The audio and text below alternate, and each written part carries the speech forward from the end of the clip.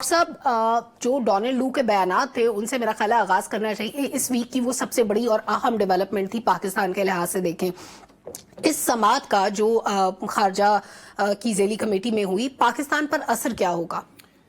سلما, پہلی بات تو یہ کہ ڈونلڈ لو صاحب جو ہیں ان کا بڑا پرانا تعلق ہے پاکستان سے.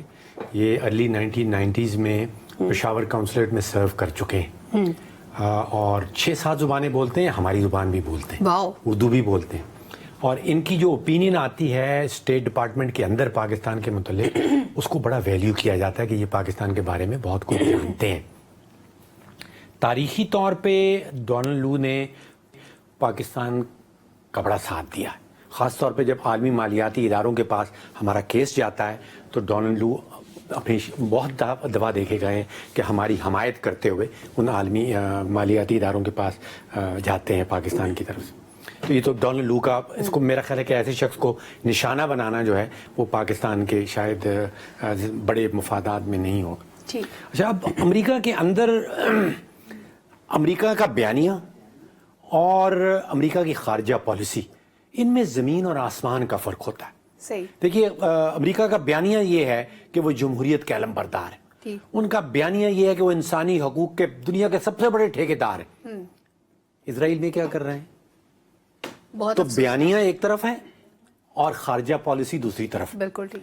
اب آ جائیں یہ جو سب کمیٹی بیٹھی ہے, اس میں بھی آپ تفریق کر لیں کہ ایک امریکہ کی اندر کی سیاست اور ایک امریکہ کی خارجہ پالیسی. ابھی یہ امریکہ کی اندر کی سیاست ہو رہی ہے جو آپ کو وہاں نظر آ رہی ہے. اور دیکھیے جو سب کمیٹی بیٹھی ہے یہ سیاستدانوں کی کمیٹی ہے. اس کے پاس خزانے کی کنجی ضرور ہے, لیکن جو خارجہ پالیسی بننی ہے وہ اس کمیٹی کے اندر نہیں بنتی. بالکل ٹھیک ہے. وہ وائٹ ہاؤس کے اندر بنتی ہے جس کو اسٹیٹ ڈپارٹمنٹ سپورٹ کرتا ہے اور پینٹاگون کا انپٹ ہوتا ہے, فوج کا انپٹ وہاں پہ, وہاں سے وہ پالیسی بنتی. اب پاکستان کے بارے میں خارجہ پالیسی تو دیکھیں وائٹ ہاؤس بنا رہا ہے پینٹاگون کے انپٹ سے. یہ سماعت کر رہی ہے, یہ سیاسی شور مچا رہی ہے. تو اس کا کوئی پریکٹیکل امپیکٹ اس صورت میں ہو سکتا تھا کہ اگر پاکستان کو کوئی ایڈ ملتی ہوتی امریکہ کی طرف سے, اس کی کنجی ان کے پاس, اس کی کنجی یہ بند کر سکتے تھے. تو اب ہمیں ایڈ ہی نہیں مل رہی تو پھر یہ کیا کریں گے؟ اچھا, بنگلہ دیش کے حوالے سے بھی اس قسم کی میٹنگز ہوئی تھی, اس قسم کی ہیئرنگز ہوئی تھی. اور بنگلہ دیش میں تو آپ کو پتا ہے ایک پارٹی الیکشن, باقی تو دوسری پارٹی نے تو حصہ ہی نہیں لیا تھا پارٹی. تو وہاں پہ اس کمیٹی نے ویزاز کے اوپر سینکشنز لگائی تھی.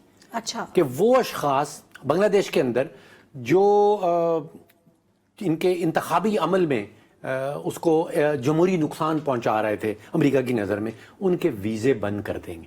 اس کا بھی کیا اثر ہوتا ہے؟ وہ نہیں جائیں گے امریکہ, ضروری جانا ہے. یہ ہمارے ساتھ بھی کر سکتے ہیں.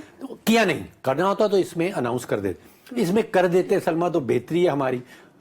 امریکہ جا کے آپ نے کیا لینا ہے؟ ٹھیک ہے.